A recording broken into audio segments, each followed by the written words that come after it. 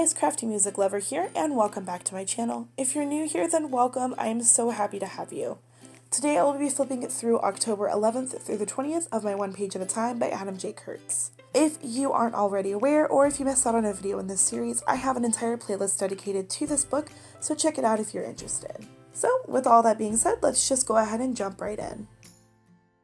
Starting with the 11th, this prompt asks, where are you going? And because I have a lot of travel stickers and paper ephemera, I thought that this would be perfect for this page.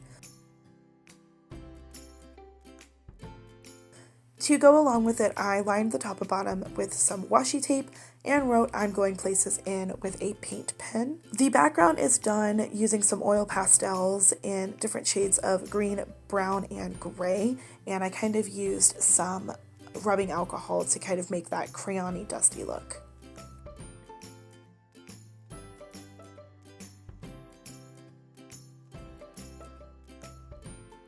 For this page, it says to write what you can't say in public, and I definitely wrote my feelings out on this page, and I used a black Sharpie marker to do that, and then used a red gelato pastel for the white space.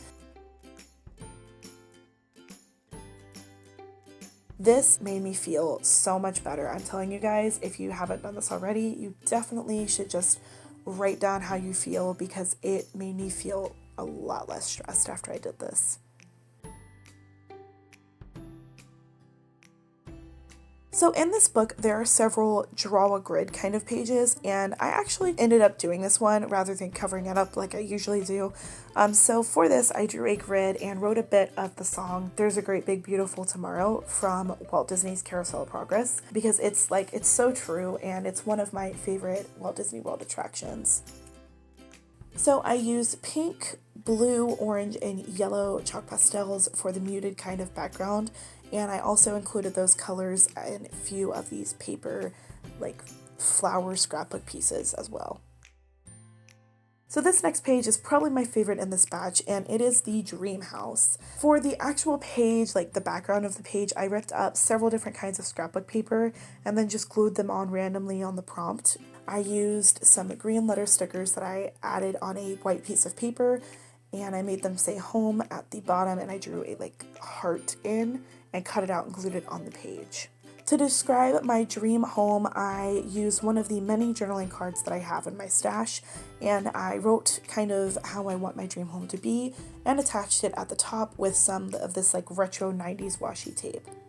For the actual house, I sketched what I think the front and the back of the house is going to look like on a separate piece of paper, and then colored it in with some Tombow brush markers.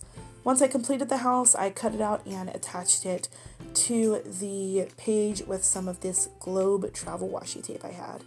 I plan on expanding this idea in the future because it was actually really, really fun to do.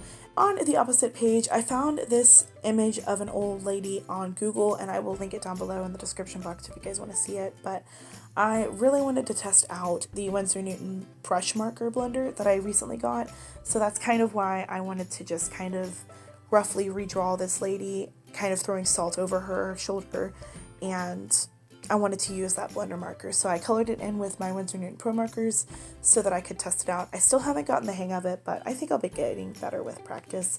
And then for the background of the page, I just covered it in with washi tape. On the 16th, the prompt didn't really fit in with where I lived, so I used my job as sort of a workaround because things are zooming by me, so I figured it worked. I stamped in the lines with this acrylic functional stamp pack that I have, and then I wrote down what I saw in just a black ink pen. And then using some theme park and movie style stickers, I decorated around the paragraph until I liked the way it looked. With the right side of the page, I use my workout playlist as inspiration to this page. I don't run or bike yet. I'm working my way up to it, but I'm not there yet. So I decorated the page in with biking sticker sheet that I had anyway, just because I wanted to use it. And then I used some biking washi tape that I had as well. And for the background, I just used a green gelato pastel.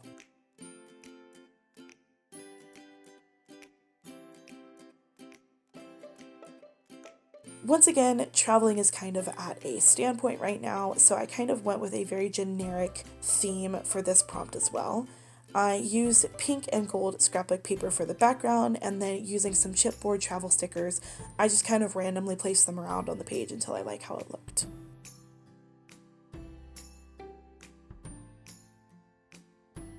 For the snack page, I lined the top and bottom with this donut washi that I got from Amazon, and I will leave that link in the description box below if you guys want to purchase it. It came in this really large pack, and I absolutely love it. And I filled out the checkboxes in with what kind of foods I liked with different colors of ink pen, and then I took some stickers from just random sticker sheets that I had to kind of match the food that I liked.